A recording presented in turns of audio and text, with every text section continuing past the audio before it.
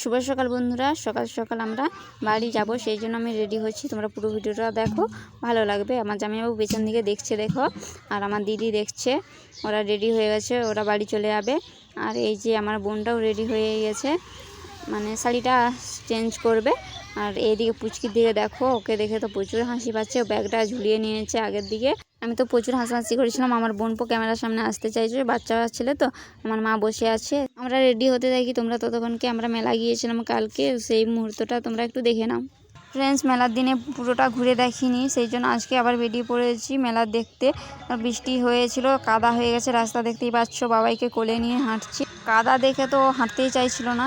তারপরে তোমাদের দাদা ভাই আসেনি, ওকে আমিই নিয়ে যাচ্ছি। বাড়িতে তো পাঁঠা ছেদ হয়েছিল, সেই কারণে তোমাদের দাদা ভাই বাড়িতেই আছে, আমি চলে এসেছি। আর আমার বোনেরা দেখছো এখানে দোকানে কেনাকাটা করছে, আর পুচকি কান্নাকাটি করছে। আর বাবাইও আড়ি ধরছে, আমি ওটা নেব সেটা নেব, এরকম বকছে। দিদিরা ওখানে জিনিস কিনছে, দেখতে পাচ্ছ। আমার বোনটাও রয়েছে। আর স্টেশনারি সব জিনিস বসেছে এখানে। অনেকগুলো দোকান উঠে গেছে, বৃষ্টি হয়েছিল সেই কারণে। তো দেখো, আমার বোনেরা এখানে জিনিস কিনেই যাচ্ছে, দেখতেই পাচ্ছ। ফ্রেন্ডস, আমি একদম রেডি হয়ে গেছি, ব্যাগটা গোছানো হয়ে গেলেই হয়ে যাবে। আর তোমরা মেলাটা কেমন দেখলে, তোমাদেরকে পুরোটা দেখাইনি, তবুও কেমন দেখলে অবশ্যই কমেন্ট করে জানাবে কার কেমন লেগেছে। তো চলো, আমাদের দাদা ভাই আসেনি, তোমাদেরকে তো আগেই বলেছিলাম। আর আমি আমার ভাইয়ের সঙ্গে এসেছি, মামার ছেলের সাথে, ওর সাথেই যাব। আর জামাইবাবুরা রেডি হয়ে ওরা চলে যাচ্ছে। আমার ভাই এই ঘুম থেকে উঠেছে, এই যে আমার দিদিরা চলে যাচ্ছে। এখানে আমার কাকু রয়েছে, কাকুকে প্রণাম করছে, ওরা বাড়ি চলে যাচ্ছে। আমার জামাইবাবুকে দেখে নাও তোমরা আরেকবার ভালোভাবে। আমার জামাইবাবু তো ক্যামেরার সামনে আসতেই চাইছিল না। আর আমার মা দেখো, দুই বোনের ব্যাগকে নিয়ে চলতে গেল আগের দিকে। আর ওরা টোটোয় করে যাবে।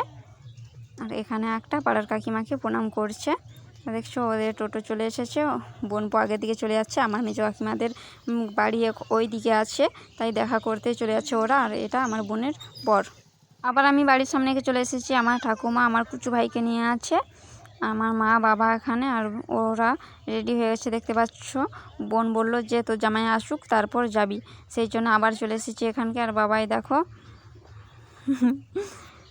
তো দেখতেই পাচ্ছ আমরা বাড়ি চলে যাচ্ছি। ভাই দিতে যাবে, ও বাড়ি যেয়ে কাজে যাবে।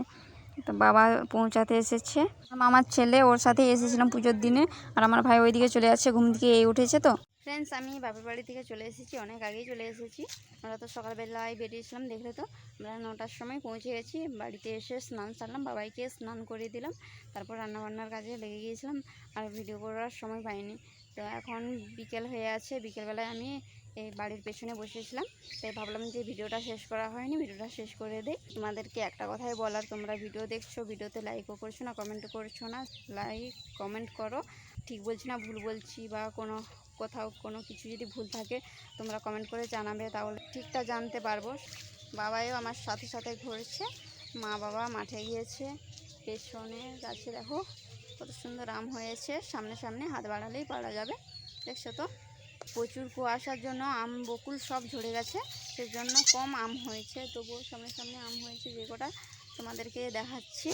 তোমাদেরকে আরেকটা জিনিস দেখাই, দেখো আমাদের পুজোর সময়, মানে পুজোর আগের দিনটাতে হয়েছিল এই যে পাঁঠা বাচ্চাটা, দেখতে পাচ্ছ খুব সুন্দর সাদা। এই যে মায়ের পুজোতে তো দেখলে একটা পাঁঠা দিয়ে দিয়েছি, তাই মা ভাবলো যে পরের বারে কি দিবে ভক্তদের কাছে, তো একটা পাঁঠা নিয়ে নিয়েছি, তাই ওটা দিয়েছে।